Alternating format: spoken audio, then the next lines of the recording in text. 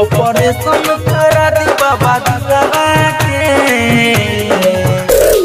DJ Kanchan Raj Hajipur Vaishali. Operation करा दी बाबा दिलवा के चलो ढारे आई के सिलवा। भोले बाबा हम बड़ी परेशान बानी हो, प्यार करे एगो लइकी ना दाना बानी हो, प्यार करे एगो लइकी ना दाना बानी। भोले बाबा हम बड़ी परेशान बानी हो, प्यार करे एगो लइकी ना दाना बानी हो। ऑपरेशन करा दी बाबा दिलवा के जल ढारे आई बुले के सिलवा के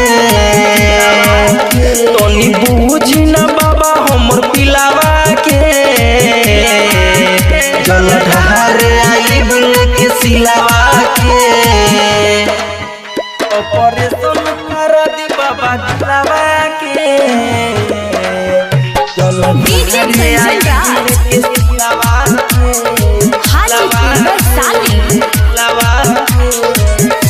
जनबो से ज्यादा ये बाबा ओकरा से प्यार करीले, पागल दिल बाटे बेवफा जमाना से डरीले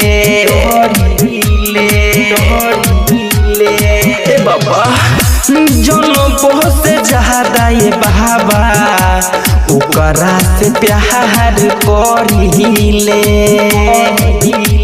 पागल दिल बाटे बेवफा जमाना से डरीले। तनी रोए कदी सहारा जी रोता रे दिल बेचारा जी मन खुश कदी बाबा मिलावा के जल ढारे आई बुले के सिलवा के ऑपरेशन करा दी बाबा दिलवा के जल ढारे आई बुले के सिलवा के ऑपरेशन करा दी बाबा दिलवा के जल डीजे कंचन राज हाजीपुर वैशाली।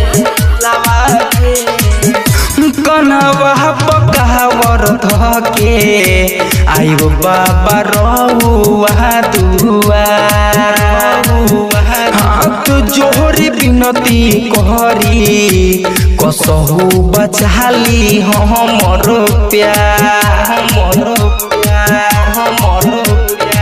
बाबा।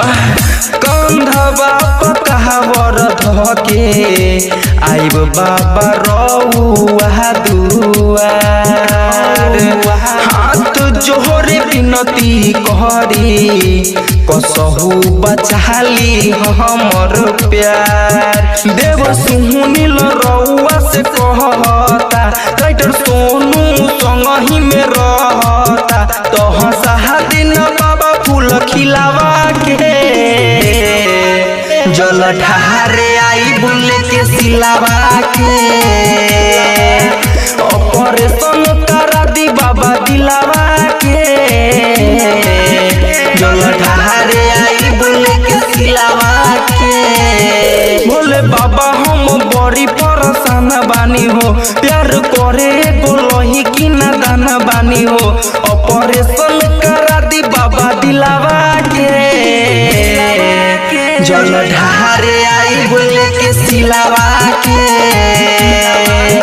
तोनी बूझी ना बाबा हमर पिलावा के